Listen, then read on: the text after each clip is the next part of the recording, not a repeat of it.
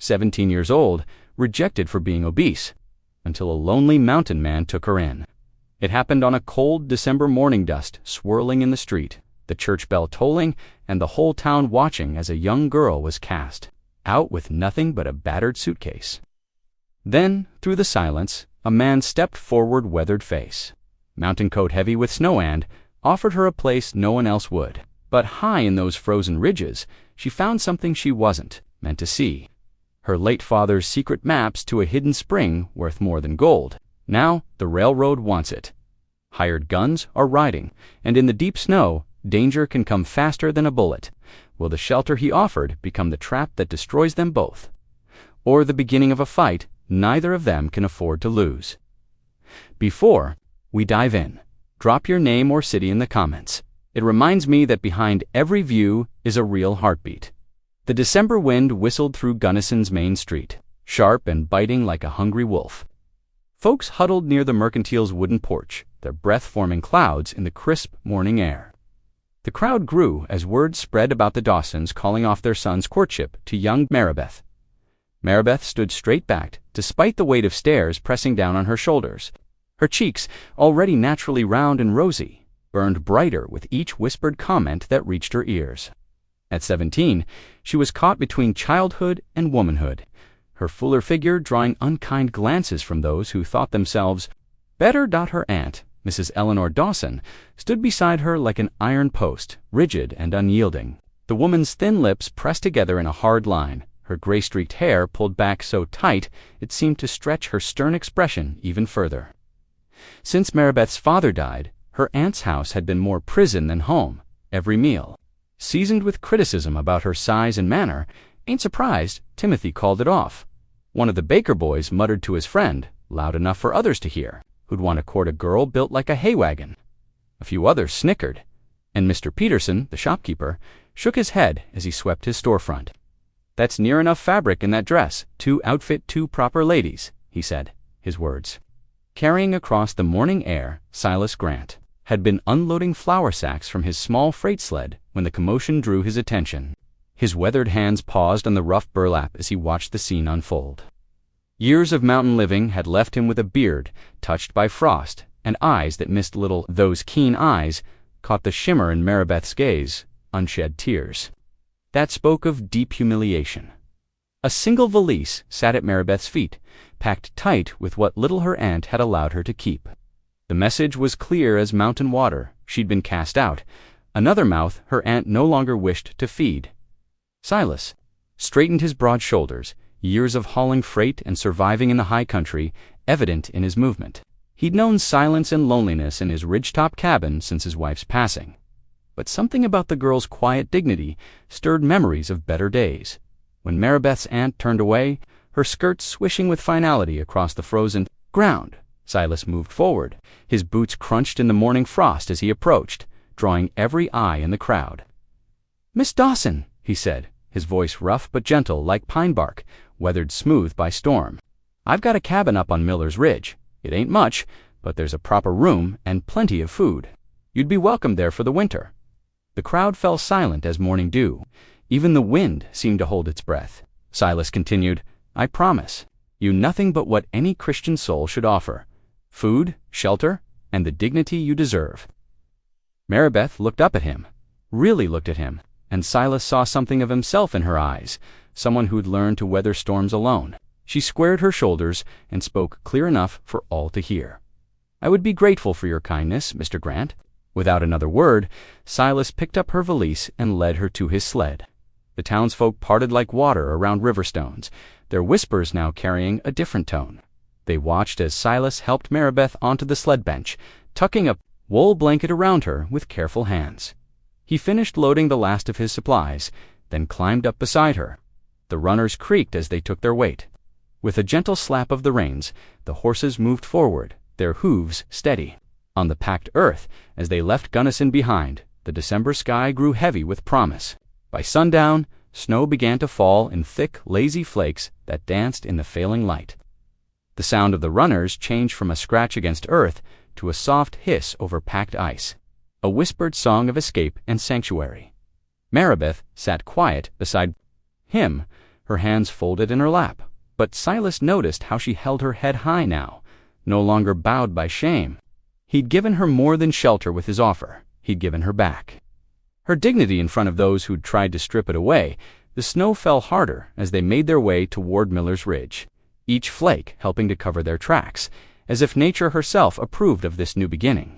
The sound of the runners cutting through fresh snow filled the gathering dusk, marking the rhythm of their journey towards something neither of them had expected to find that morning: hope, wrapped in the simple kindness of a stranger. Trail twisted upward like a serpent's path, each bend revealing new challenges. The horses' breath came out in great white clouds as they strained against the weight of the sled. Snow had started falling more heavily now, coating the pine branches that lined their route. Silas adjusted his grip on the reins, his weathered hands steady despite the cold. "Pass up ahead gets tricky in winter," he explained, voice gruff but not unkind. "Need to make it through, for it closes completely. Storm's coming faster than I expected." The wind carried the sharp, clean scent of pine needles, mixed with the faint trace of wood smoke from distant cabins in the valley below. Maribeth nodded, trying to keep her balance as the sled runners caught on hidden rocks beneath the snow. The coat Silas had given her earlier was several sizes too large, but its well-worn wool kept the worst of the mountain cold at bay. "Lean into the turns," Silas advised as they rounded another bend. "Makes it easier to stay seated." They passed an old trapper's shack, its door hanging crooked on rusty hinges. Snow had already piled halfway up the entrance, white drifts building against the weathered logs. "Bad sign," Silas muttered, more to himself than to Maribeth. Winter's settling in early this year. As they continued their ascent, Silas pointed out landmarks with brief gestures. "That there's Bearhead Bluff," he said, indicating a massive granite outcropping that did indeed resemble a bear's profile against the gray sky. "And down there," he nodded toward a narrow ravine that creaks frozen now, but come spring thaw, it runs so fierce it can sweep away full-grown trees. Maribeth tried to memorize each feature, grateful for any distraction from her growing discomfort. The constant swaying and jolting of the sled had awakened muscles she didn't know she possessed. As dusk approached, Silas guided the horses off the main trail toward a protected hollow. Ancient pines created a natural windbreak there, branches sagging under their snowy burden. "We'll camp here," he announced, bringing the sled to a stop, too dangerous to push on in the dark. He helped Maribeth down from the bench, pretending not to notice when she winced at the movement. While Silas tended to the horses, she attempted to be useful, gathering smaller branches from beneath the pines for kindling. The fire came to life under Silas's experienced hands, flames casting dancing shadows on the snow around them. He pulled hard biscuits and a battered coffee pot from his supplies, setting water to boil over the flames. Maribeth settled onto a fallen log, trying to hide her grimace as her stiff muscles protested. Without a word, Silas shook out an extra blanket and passed it to her. The awkward silence between them felt somehow comfortable, like a shared understanding that words weren't always necessary. The coffee was strong and bitter, but its warmth was welcome. They ate their biscuits in continued quiet, broken only by the occasional pop of the fire and the distant cry of a night bird. "Best get some sleep," Silas finally said, banking the fire for the night. "Tomorrow won't be any easier." He arranged several thick blankets for her near the fire's warmth, then made his own bed on the other side of the flames. Maintaining a respectful distance, through the night, snow continued to fall. The sound of it settling on their blankets was like the softest whisper, but its accumulation was relentless. When dawn finally broke, they awoke to find the sled half buried in fresh powder. Silas stood at the edge of their camp, studying the sky with concerned eyes. "Trail's going to be slow going," he said, as Maribeth joined him, hugging herself against the morning chill. "Snow's deeper than I'd like." The horses snorted and stamped as Silas hitched them back to the sled, their hooves breaking through the crusty surface of the snow. He worked methodically, checking each strap and buckle with careful attention. Maribeth watched him, noting how his quiet efficiency spoke of years spent surviving in these mountains. There was something reassuring about his methodical nature, a steadiness that helped calm her own worries about what lay ahead. As they prepared to depart, Silas paused in his work to look at her directly. "You holding up all right?" he asked, His gruff voice softened with genuine concern. "Yes," Maribeth answered, straightening her shoulders despite her aching muscles. "I'm ready." A slight nod was his only response, but something passed between them. In that moment, a fragile trust beginning to form, built on shared hardship and simple kindness. Without further discussion, they climbed back onto the sled bench, ready to face whatever challenges the day might bring. By mid-afternoon, the sky transformed into a threatening slate gray, heavy clouds rolling in from the west. The trail, already treacherous, narrowed between towering snowdrifts that reached as high as the horse's chest. The animal snorted nervously, steam rising from its flanks as it struggled through the deepening snow. Silas climbed down from the sled, his boots crunching in the fresh powder. "Need to break trail," he said, moving ahead of the horse. His broad shoulders pushed through the drifts, creating a path just wide enough for the sled to follow. Maribeth watched him struggle for several minutes before speaking up. "I can help," she said, her voice carrying determination despite her weariness. Silas turned surprise, evident in his expression. "No need to," but Maribeth was already climbing down, gathering her skirts around her. She spotted a fallen pine branch and grabbed it, using it like a crude shovel to push aside snow. Her skirts quickly became crusted with ice, and her arms ached from the effort, but she pressed on. Silas said nothing, but his pace slowed slightly to match hers. Together, they worked their way up the trail, their breaths coming out in white clouds. Every so often, he would glance her way, his weathered face showing something close to admiration at her persistence. The wind began to howl as dusk approached, whipping snow into their faces. Maribeth's fingers had gone numb inside her mittens, but she kept working, one push of the pine bow after another. Just when she thought she couldn't take another step, Silas stopped. "There," he said, pointing through the swirling snow. The dark outline of a log cabin emerged from the whiteness, tucked against a protective ridge. The sight of it gave Maribeth renewed energy for the final stretch. When they finally reached the cabin door, Silas had to shoulder it open against the built-up snow. Inside, the air was cold but mercifully still after the howling wind. The cabin was one large room, simple but orderly. A bunk occupied one corner, its rough blankets neatly folded. A potbelly stove stood in the center, while wooden shelves along one wall held an array of supplies mason jars, filled with preserved goods and sacks of dried beans. Silas immediately went to work building a fire in the stove.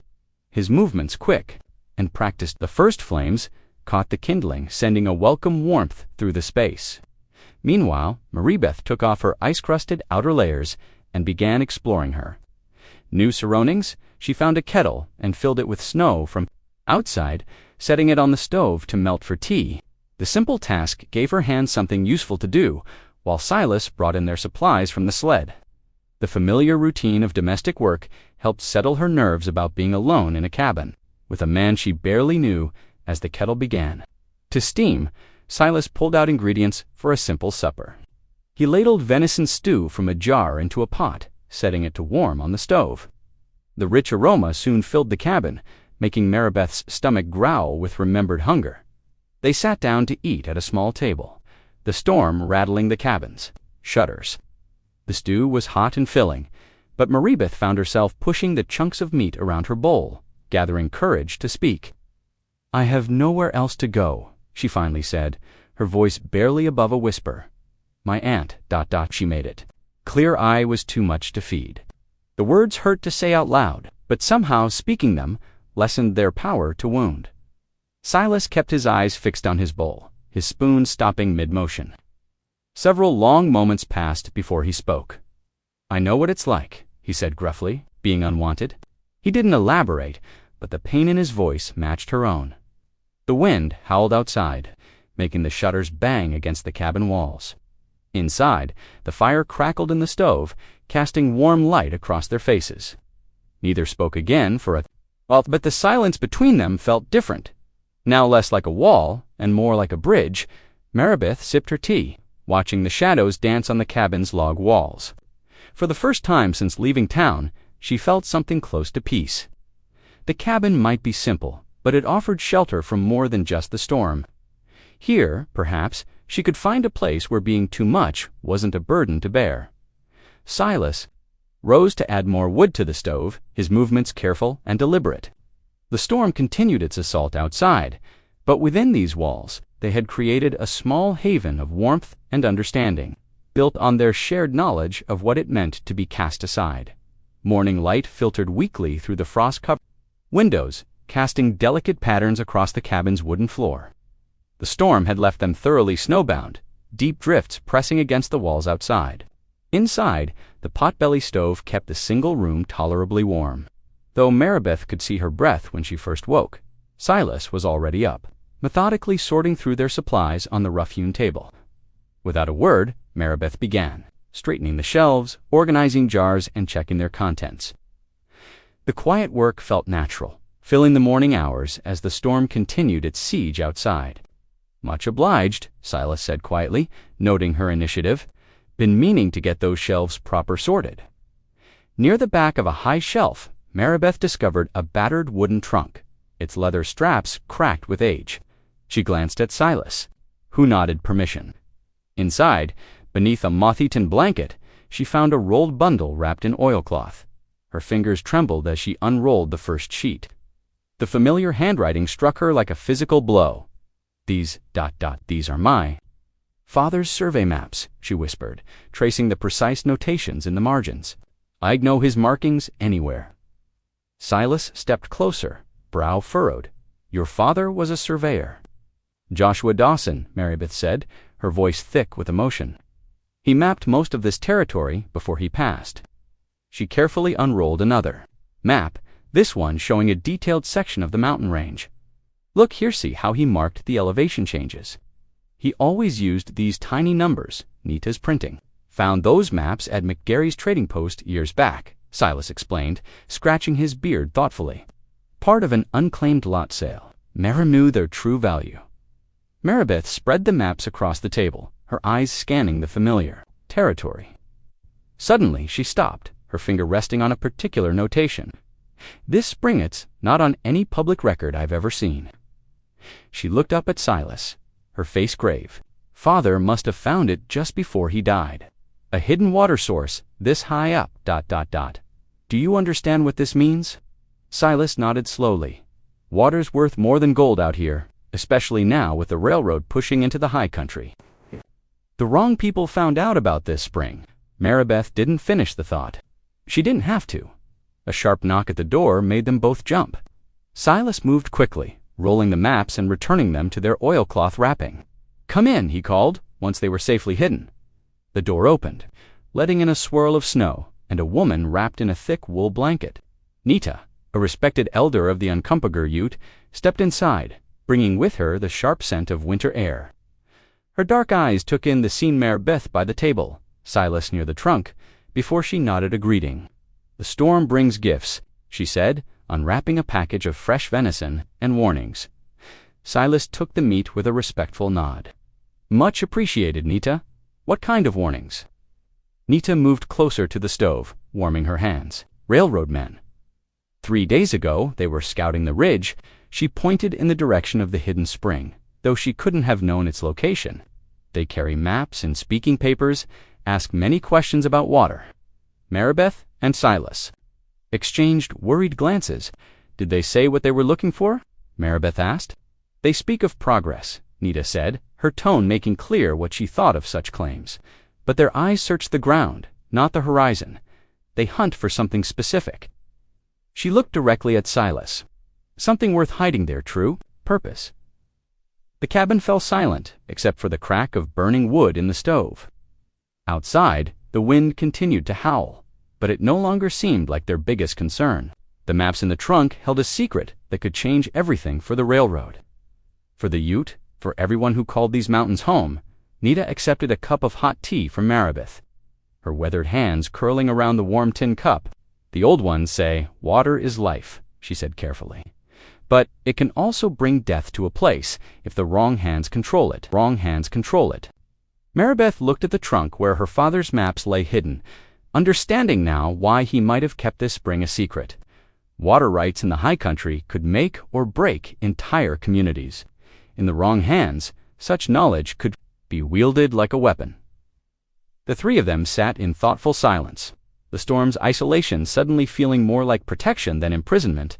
They had stumbled onto something far bigger than a lost surveyor's maps or a hidden spring. The question now was what to do with such dangerous knowledge. As the storm's fury gradually diminished, Nita settled at the rough-hewn table, her weathered hands wrapped around a steaming cup of coffee. The cabin's warmth had brought color to her cheeks, though her eyes remained serious as she spoke. "The survey flags appeared 3 days ago," she said, her voice steady but concerned. "Red cloth on tall stakes, marking paths through our hunting grounds. Slopes visible through the window. They plant them like seeds of trouble." Maribeth poured more coffee, the rich aroma filling the cabin. "What happens if the railroad files a claim?" "Then the spring will be lost," Nita replied simply. "Not just to my people, but to all who live. Here, the railroad takes what it wants, leaves nothing for others." Silas leaned against the wall near the stove, his arms crossed. "I'll look into it, maybe ride out once the weather breaks." Nita shook her head, the silver in her dark hair catching the lamplight. "There is little time. The railroad men, they work fast. They have papers ready, waiting only for the right location."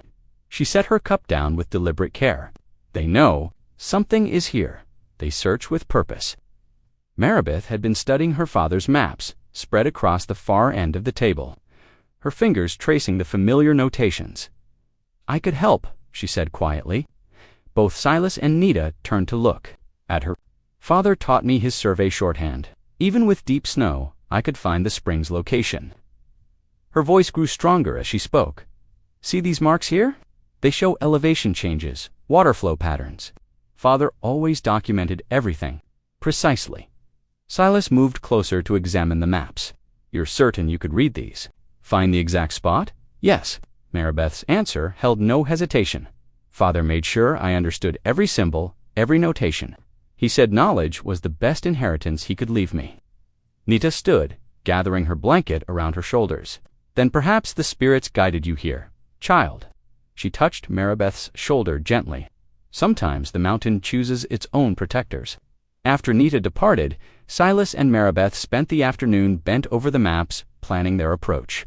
The cabin grew darker as clouds gathered again outside, but neither noticed, absorbed in their task.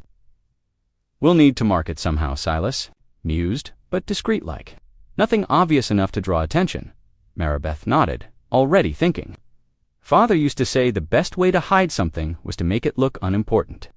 Perhaps we could stack rocks in a particular pattern, something that would look natural to others but mean something to us." "Good thinking," Silas agreed. He studied her face as she traced another path on the map, noting how different she looked from the frightened girl who'd arrived just days ago. Here, working with her father's maps, she showed no trace of the uncertainty that had marked her. In town, evening crept in, and Silas stirred himself to prepare their supper. Soon the cabin filled with the homey smell of beans and cornbread. They ate at the table, the maps carefully rolled and stored away, but their plans still dominated. The conversation. "You handled those maps like you were born to it," Silas observed, breaking off a piece of cornbread. "Makes me wonder if the Lord didn't have a hand in bringing you here, just when that spring needs protecting most." Maribeth blushed at his words, but her eyes remained steady. She didn't deny it, just smiled softly and reached for the coffee pot. "Father always said everything happens for a reason, even if we don't see it right away." Outside, snow had begun falling again, but differently now. The earlier storm's violence had given way to something gentler. Fat flakes drifting down in the growing darkness, it was as though the mountain itself was settling in to listen to their plans, offering a soft blanket of white to hide their eventual tracks. The lamplight cast their shadows on the cabin walls. As they finished their meal, the comfortable silence between them broken only by the occasional pop from the stove or the whisper of snow against the windows. Tomorrow would bring its own challenges, but tonight they had purpose, and that made all the difference. Dawn painted the sky in pale streaks as Silas and Maribeth prepared for their journey. The cabin's warmth clung to them as they stepped out into the crisp morning air, their breath forming clouds in the stillness. Silas had packed a small wooden sled with essential supplies: rope, tools for clearing ice, thick wool blankets, and enough food for 2 days. "Weather looks fair," Silas observed, squinting at the cloudless sky. "But up here, that can change quick as a blink." Maribeth nodded, adjusting the oversized coat he'd lent her. She carried her father's maps inside her coat, close to her heart. Protected from the snow, the morning sun caught the frost on nearby pine branches, making them sparkle like diamonds. The going was slow from the start. Snow reached their knees in places, and Silas took the lead, breaking trail while Maribeth followed with the supply sled. The rope across her shoulders felt heavy, but she didn't complain.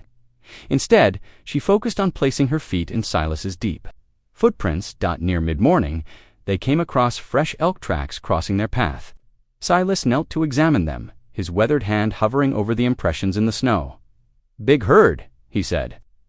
Moved through just before dawn, heading for lower ground. They pressed on, climbing steadily. Around noon, they rounded a bend and found themselves facing a frozen waterfall. Sunlight struck the ice, creating rainbow prisms that danced across the snow. Maribeth caught her breath at the sight. A small nod. Nature's got ways of showing off, that's certain. As afternoon shadows lengthened, they found a sheltered hollow protected by towering pines. Silas cleared space for a small fire, while Maribeth arranged their blankets nearby. The flames cast dancing shadows as they shared a simple meal of jerky and hard biscuits. Night settled around them like a heavy quilt. Maribeth leaned back, her eyes scanning the clear sky above. The stars blazed with startling brightness, familiar patterns emerging in the darkness.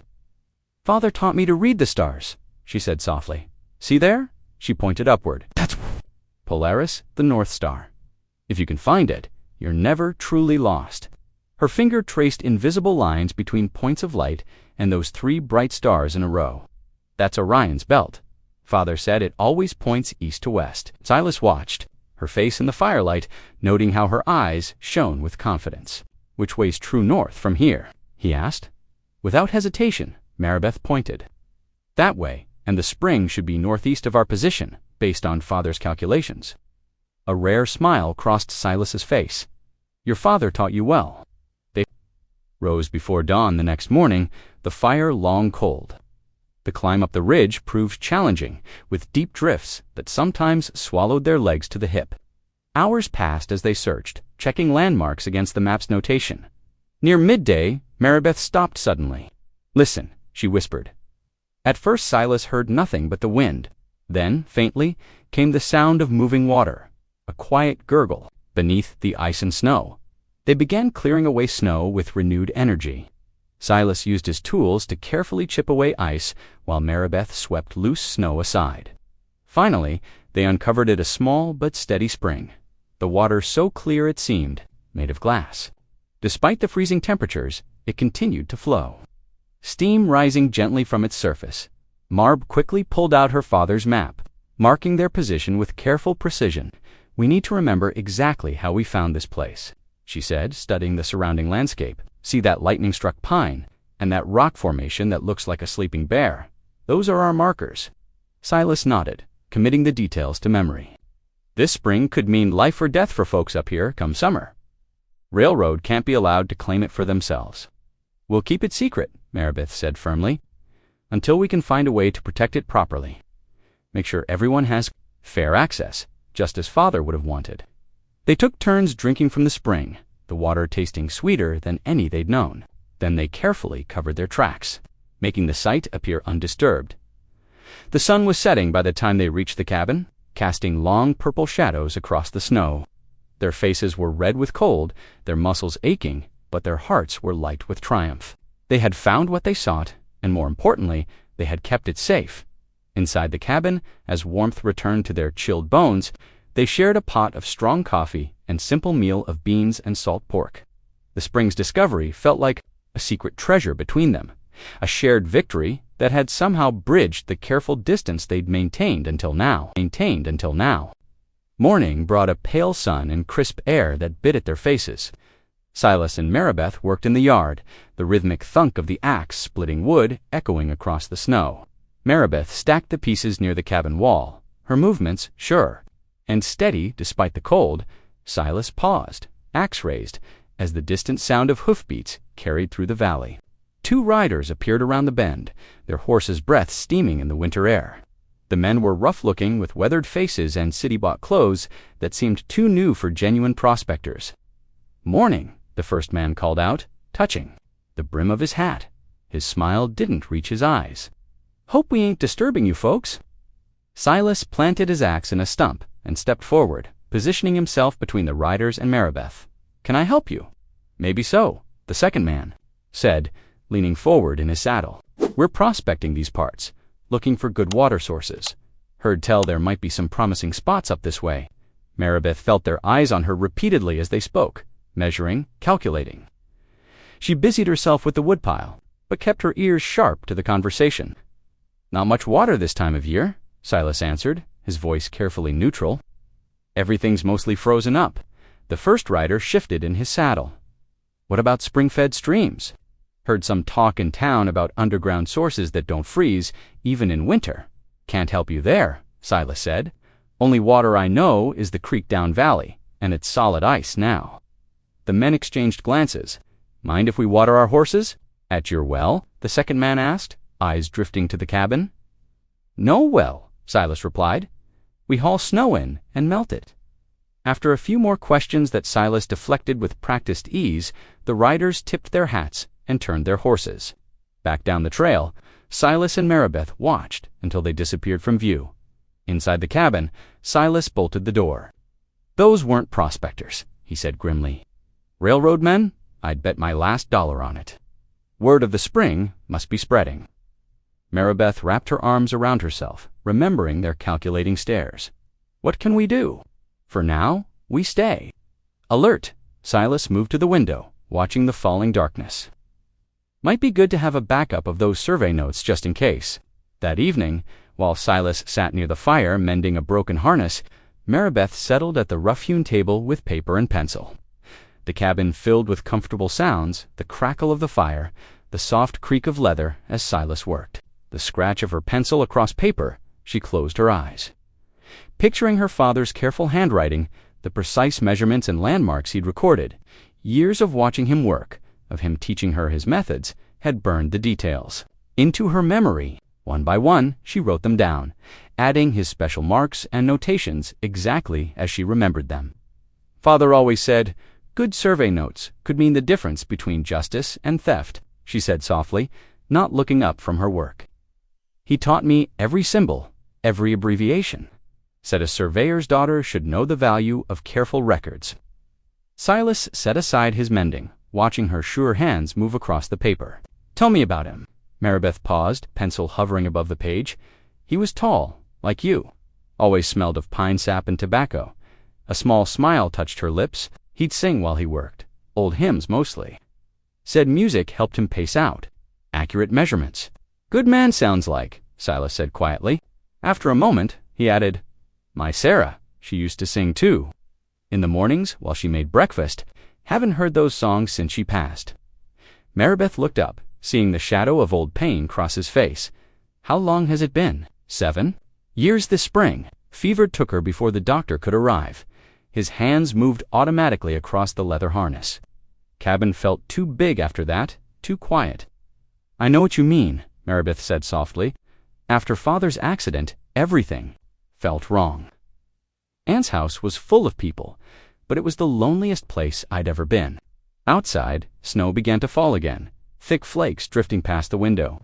By morning, their tracks around the cabin would be covered, erasing all signs of the day's visitors. Maribeth finished the copy of the survey notes, checking each detail carefully before folding the paper and hiding it inside her father's old Bible. The fire burned low, casting soft shadows on the walls. In the quiet of the evening, something had shifted between the Ma's shared understanding born of similar wounds, a recognition of what it meant to lose not just loved ones, but the shape of life itself. A week of quiet settled over the mountain before necessity forced them to face the world again.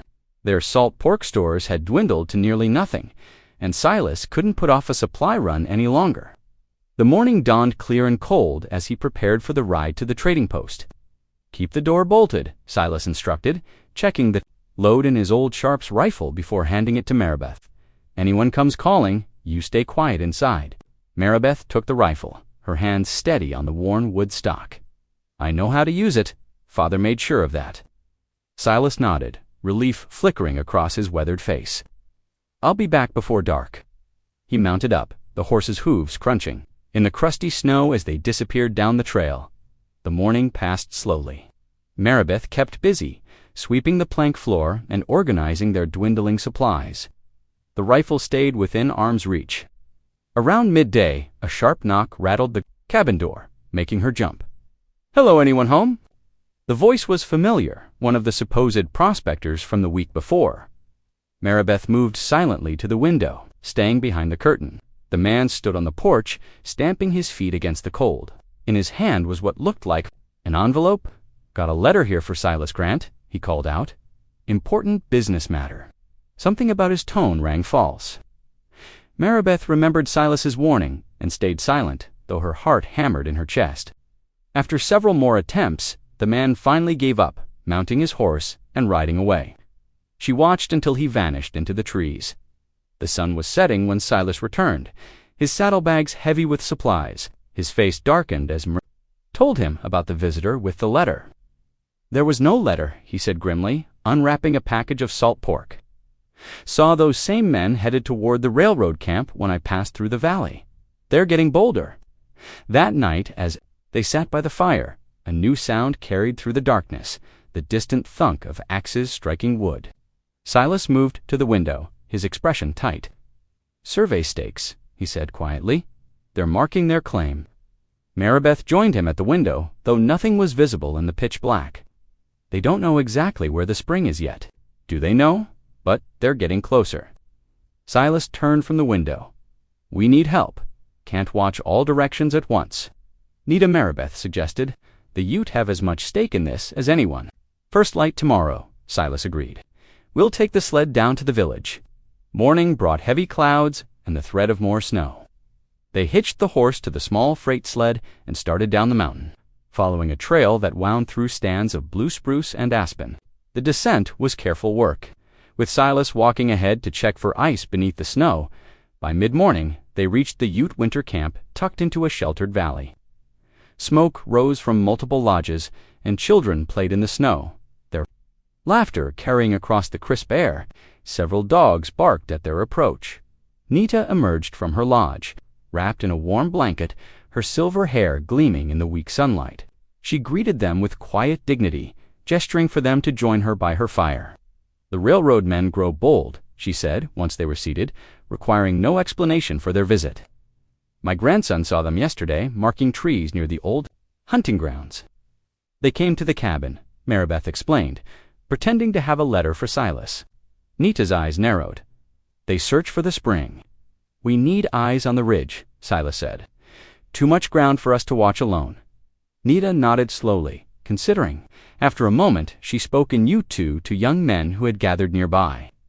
They listened intently, then disappeared into separate lodges to prepare. "My sister's sons will watch the ridge," Nita told them. "They know every tree, every shadow. If strangers come, they will know." "We're grateful," Silas said quietly. "The spring belongs to no one and everyone," Nita replied. "Like the wind, like the stars, we will help you protect it."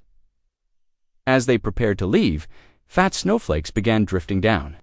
The two young scouts were already gone, moving like shadows through the trees. Nita pressed a package of dried berries into Maribeth's hands before they departed.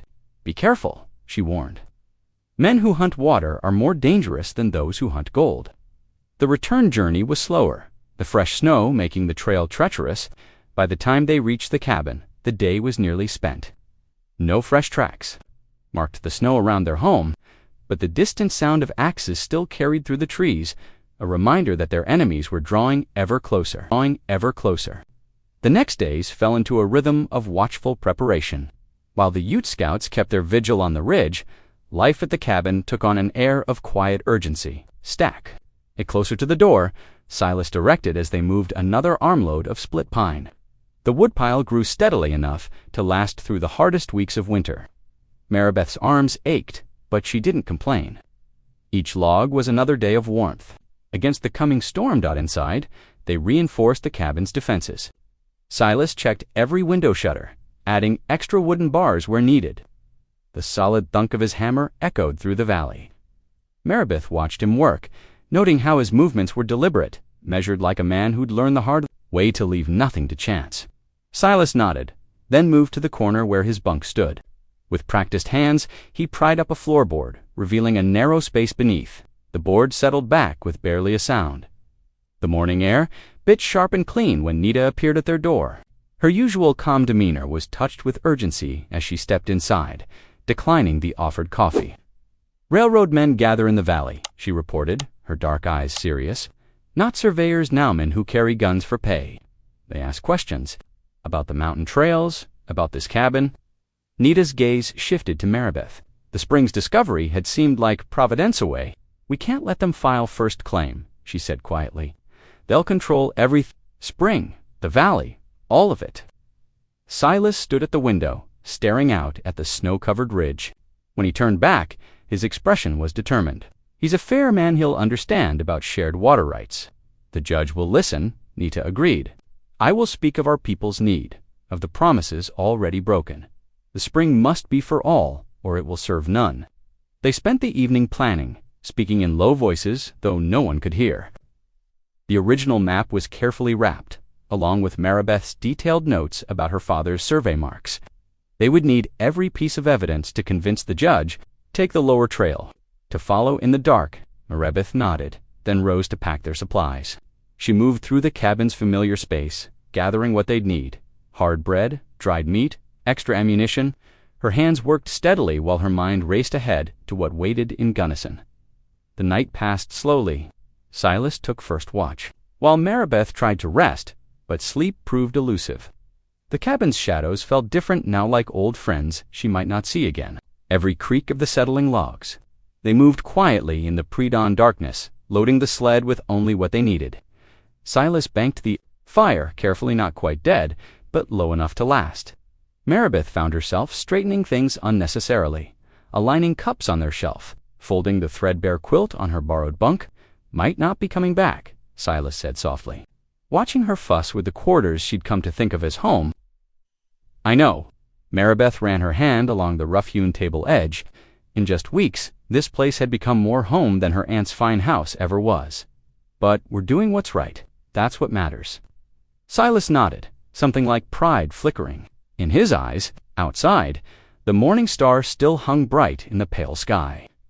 Fresh snow had fallen in the night, covering yesterday's tracks.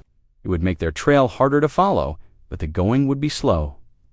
Nita appeared silently from the trees, ready to guide them down the hidden trail to Gunnison. Together, they had a chance: the map, the testimony, the truth about the spring. It had to be enough. Mob took one last look at the cabin as they prepared to leave. In the growing light, it looked small, but sturdy, like a boat anchored in a sea of snow. She offered up a silent prayer that they'd see it again, then turned to face the trail ahead. The map was secure in her coat, pressed close to her heart. Whatever came next, they would meet it together.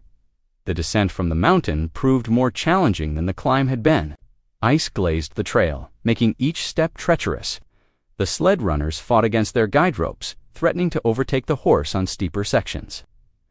Silas led on foot, testing suspicious patches with his staff, while Maribeth and Nita followed with careful steps. By mid-morning, the winter sun had barely warmed the air. Their breath hung in clouds around their faces as they picked their way down the switchbacks. The map inside Maribeth's coat seemed to grow heavier with each mile, a reminder of all that depended on their journey. "Pine Creek Bridge ahead," Nita announced, pointing to where the trail dipped toward the ravine. But as they rounded the last bend, they stopped short. Only broken timbers remained. Hanging like broken teeth over the frozen creek below, Silas approached the edge carefully, examining the splintered ends of the support beams. "These cuts are fresh saw marks, still bright in the wood." Maribeth's heart sank as she realized the implications. "The railroad men, they're trying to keep us from town. Reckon so? They know we're coming." "The question is, how did they know?" The wind whistled through the ravine, carrying the sharp scent of pine and ice. Nita studied the broken bridge with dark eyes. "There is another way," she said finally. "Longer, but safer than trying to cross here." Silas turned the sled carefully on the narrow trail, and they backtracked to the valley fork, where snow lay deep between the trees. "We must stop," she advised. "Night comes quick in the valley, and the trail ahead is too dangerous in darkness." They made camp efficiently, with the ease of those accustomed to wilderness survival. Soon, a small fire cast dancing shadows on the stone walls. Of their shelter, over a spare supper of hard bread and dried venison, Maribeth couldn't hide her frustration. "They're probably filing their claim right now, while we're stuck here in the snow." "Maybe so," Silas replied, adding a stick to the fire. "But justice often takes the long way round. Doesn't mean it ain't coming." He met her eyes across the flames. "Sometimes the waiting makes the right path clearer." "Like it did with you?" Maribeth asked softly, "taking me in that day in town?" A ghost of a smile crossed his weathered face. "Reckon so. Wasn't planning on having company this winter, but sometimes the right thing finds you, if you're patient enough to see it." Their quiet conversation was interrupted by a long, mournful howl. Another answered from deeper in the valley, then another. Maribeth drew closer to the fire as Nita calmly added more wood to the flames. "Wolves know better than to come near fire," Silas assured her, though he checked his rifle all the same. "They're just reminding us whose mountain this really is." Through the night, they took turns keeping watch. The wolves' song rose and fell with the wind, a wild chorus that made the wilderness feel vast and ancient. Maribeth found herself thinking of her father, wondering if he'd camped in places like this while making his surveys, the air so cold it hurt to breathe. They broke camp quickly, eager to make up lost time. The new trail proved easier in daylight, winding gradually down toward more familiar territory. By early afternoon, they caught their first glimpse of Gunnison in the valley below. Mita felt her pulse quicken at the sight of the town's scattered buildings. Somewhere down there, the railroad men might already be presenting their claim. But the map against her heart and the presence of her companions gave her courage. They had truth on their side, and as Silas said, sometimes justice just needed patience to find its way. The horse picked up its pace on the final slope, sensing home and rest ahead. The winter sun hung low over the western peaks as they approached the outskirts of town, painting the snow in shades of rose and gold. Had lost time, yes, but they had not lost hope. Whatever waited in Gunnison, they would face it together. Gunnison looked different from when they had left. The familiar storefronts remained, but an air of tension hung over the streets like winter frost, as obvious as new fence posts in open range. Railroad men, without question, their clean boots and city-bought, his shoulders straight but tense. Maribeth felt their stares following them, cold and calculating. One man touched the brim of his hat with deliberate slowness, a gesture more threat than courtesy. "Keep your eyes forward," Silas murmured. "We're heading straight to Judge Parker's." Office Nita had already slipped away at the edge of town, moving like a shadow between buildings. She would watch and listen in her own way, gathering news from those who trusted her. The courthouse stood at the far end of Main Street, its weather-worn boards and crooked steps a familiar sight to Maribeth. Hope fell away like melting snow. A weathered note hung crookedly on the door. "Judge Parker away on circuit." Silas read the note twice, his expression unchanging. "We'll need somewhere safe to wait." They led the horse back down the street, past the general store where Maribeth had faced humiliation just weeks ago. The memories felt distant now, replaced by more pressing concerns. Near the livery stable, Silas spoke quietly with Tom Wesley, the owner's son. Money changed hands, and Tom led them up a narrow back staircase to a small room above the hay storage. The room was spare one narrow bed, a washstand, a wooden chair beneath a single window. But it offered a clear view of both the street and the courthouse, and the thick smell of hay would mask their presence from curious noses. "Much obliged, Tom," Silas said, pressing an extra coin into the young man's palm. "We weren't here. If anyone asks, ain't seen nobody," Tom agreed, understanding in his eyes. He closed the door softly behind him. Silas took first watch at the window, while Maribeth spread her father's map on the rough plank floor. Using a stubby pencil and pages torn from an old ledger, she began copying the essential details: spring location, elevation marks, key landmarks. Her father had taught her well. Every line was precise, every notation exact. "Railroad men are spreading out," Silas reported quietly, "two heading toward the land office, one staying by the saloon. They know we're in town." Maribeth's pencil moved faster, her heart beating in time with each careful stroke. The afternoon light faded early, as it did in winter, and Silas lit a single candle. its flame cast jumping shadows on the walls as Maribeth finished her work, tucking the copy into her boot while the original stayed safe against her chest. They shared a quiet supper of hard bread and dried apple. Night sounds drifted up through the floorboards, horses shuffling in their stalls. Distant piano notes from the saloon, the occasional burst of laughter or argument from the street dot near midnight. Their door, heavy steps, deliberate. Silas moved silently to stand beside the door, one hand on his gun. Maribeth held her breath, watching the thin gap beneath the door for shadows. The steps halted directly outside. A floorboard creaked. Seconds stretched like pulled taffy as they waited, every muscle tense. Then, slowly, the boots retreated. The stairs groaned their way back down to street level. Silas stayed by the door for several long minutes before returning to his chair by the window. Maribeth lay down on the narrow bed fully clothed, her father's map a reassuring weight against her ribs. Sleep came in broken pieces, interrupted by every strange sound, a dog barking in the distance, the wind rattling loose shingles, more footsteps passing in the street below during her watch. She kept her eyes fixed on the courthouse, its dark shape a hulking shadow against the star-filled sky. Somewhere in that building, justice waited. They just had to hold on until the judge returned, had to keep the map safe for one more day. The window glass was cold against her forehead as she maintained her vigil. Below, a railroad man paced the boardwalk like a hungry wolf circling a campfire, waiting, watching. But Maribeth stayed still, her father's determination running strong in her blood. They would not give up the spring, not to force, not to threats, not to men who thought they could buy the very water that God had set flowing through these mountains. Dawn was still hours away, and Gunnison slept fitfully beneath its blanket of winter stars that the morning sun cast long shadows. Across Gunnison's muddy streets, as Silas made his way to the telegraph office, fresh snow had fallen overnight, leaving a thin white crust on the wooden sidewalks. His boots crunched softly with each step, breaking the early silence. Inside the telegraph office, the telegraph key roused him as Silas approached. "Need to send a message?" Silas said, placing a coin on the scratched counter to the trading post near the Ute camp. For Nita, the operator's pencil scratched across yellow paper as Silas dictated, "Safe in town, waiting for judge." Stay watchful, simple words that would tell enough without revealing too much. The walk back to the livery stable took less than 10 minutes. But something felt wrong the moment Silas rounded the corner. The door to their room stood slightly ajar, swaying in the morning breeze. His hand moved to his gun as he took the stairs 2 at a time. The room was a mess of scattered papers and overturned furniture. The bed where Maribeth had slept lay stripped, blankets thrown across the floor. A broken wash basin lay in pieces, water still seeping into the wooden floorboards. A voice called from below. Tom, Wesley's son, Billy, stood at the bottom of the stairs, his face pale and eyes wide. "They took her, sir. 4 men. Silas descended quickly, gripping the boy's shoulder.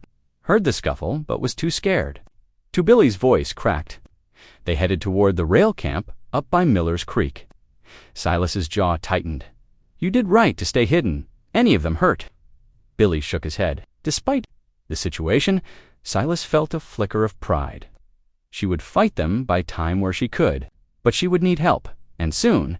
In the stable, Silas worked quickly, saddling his horse with practiced movements. He checked his gun, made sure his knife was secure in his boot. The main trail, he led his horse out the back of the stable, avoiding the main street. The morning air had grown colder, promising more snow. Good dit would make tracks easier to follow, at least until the fresh fall covered them. The route to Miller's Creek wound past the edge of town, through a stand of bare-branched aspens. Silas kept the trees, moving as fast as he dared while watching for ambush. The railroad men might be city-trained, but they weren't foolish. They would have posted lookouts. Movement ahead made him rein in sharply. The Mute scouts, their horses painted for winter hunting. The younger one raised his hand in greeting. "Nita sends us," the scout said in careful English. "We saw men take the girl." The abandoned mine above Miller's Creek would make a good holding place defensible, with clear views of any approach. The railroad men had chosen their ground well. The 3 riders moved in silence through the frozen meadow, keeping to the tree line where possible. Dark clouds gathered overhead, heavy with unshed snow. The wind carried the sharp scent of pine, and wood smoke. Someone had lit fires at the mining camp. They dismounted at the edge of the last meadow, securing the horses in a sheltered hollow. The older scout, who had not spoken, pointed to fresh tracks in the snow at least 6 men leading one smaller set of footprints, trees with careful steps. Above them, the first few snowflakes began to fall, large and wet. The storm would hide their approach, but it would also cover any tracks they might need to follow. Time was running short. Silas touched the knife in his boot, checked his gun one final time. Somewhere ahead, Maribeth was counting on him. He thought of her courage these past weeks, her determination to protect her father's legacy. She deserved no less courage from him now. The mining camp lay just over the next rise. The Ute scouts melted into the growing storm-like shadows, taking up positions to watch both trails. Silas crouched behind a fallen log, studying the old buildings through the thickening snow. Lamplight flickered in the main cabin's window. Guards stood on the sagging porch, collar turned up against the weather. 4 more men were visible, moving between the buildings. No sign yet of Maribeth, but she would be inside, likely in the main cabin where the light burned. The storm gathered, strength, wind-whipping snow through the trees. Soon it would be dark as evening, though noon had barely passed. Silas settled deeper into his hiding place, watching and waiting.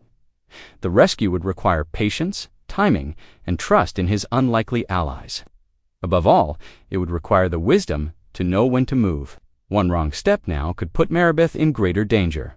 The snow fell harder, and the wind began to howl. Through the deepening night, Silas and the 2 Ute scouts crept closer to the rail camp. Snow fell in thick curtains, masking their approach. Flickering lantern light revealed a canvas tent where 2 guards huddled near the entrance, collars turned up against the bitter wind. Inside, Silas could make out Maribeth's silhouette. She sat upright, hands bound behind her, but her posture spoke of determination rather than defeat. The sight made his chest tighten with both pride and worry. The older scout whistled softly, a sound like a night bird. His companion moved to the far side of the camp, where he scattered a handful of stones against tin water barrels. The sharp clatter drew the guard's attention. "Check it out," one guard muttered, and both men moved toward the noise. Rifles ready. Silas darted forward through the swirling snow. Inside the tent, Maribeth's eyes widened as his knife sliced through her bonds. She rubbed her wrists but wasted no time on words. Together, they slipped into the darkness just as shouts erupted behind them. Gunshots cracked through the night. Snow muffled their footsteps as they ran for the tree line, staying low. The Ute scouts materialized beside them, leading them along a hidden path through the forest. By dawn's first light, they reached Gunnison, taking back alleys to avoid being seen. Though exhausted, Maribeth's eyes blazed with purpose. "We have to see the judge," she insisted. Today, that afternoon, they gathered in the judge's chambers. Nita had arrived with her scouts, their testimony lending weight to the case. As Maribeth spread out her father's maps, the judge listened intently to their account of the spring's importance to both settlers and Ute people. The room grew quiet as the judge examined the evidence. His weathered face thoughtful in the late afternoon. Light. The judge's gavel struck with quiet authority. "This spring shall be held in trust," he declared, "for the equal benefit of both settler and Ute. No private company may claim exclusive rights." His weathered face creased with determination. "The railroad's petition is hereby denied." Murmurs rippled through the gathered townsfolk. Some nodded in approval, while others frowned at this break from the usual way of things. Nita's eyes shone with quiet victory as she touched the feather in her hair, a gesture of gratitude to the spirits. That evening, Silas and Maribeth made their way back up the mountain trail. The late winter air felt different now, warmer somehow. Patches of earth peeked through melting snow, and water dripped steadily from pine branches overhead. Their horses' hooves left deep prints in the softening ground. Several days later, Maribeth stood at the spring's edge. She knelt and dipped her fingers into the crystal-clear flow, feeling the sharp cold of mountain water against her skin. The sound of footsteps crunching on remaining snow made her look up. Silas approached, his usual stern expression softened by something she'd begun to recognize as contentment. He looked around at the cabin, the spring, and finally at her. "Never," "Thought this place could feel so alive again," he said quietly. "You've brought more life to this home than I believed possible." Maribeth smiled, understanding flowing between them, as steady as the spring itself. She had arrived seeking mere shelter, but found so much more purpose, respect, and true belonging. This mountain had become her home, not through desperate necessity, but through choice and shared conviction. As they stood together, the morning sun crested the ridge. Its golden light caught the remnants of snow, transforming the landscape into a glittering promise of spring and new beginnings.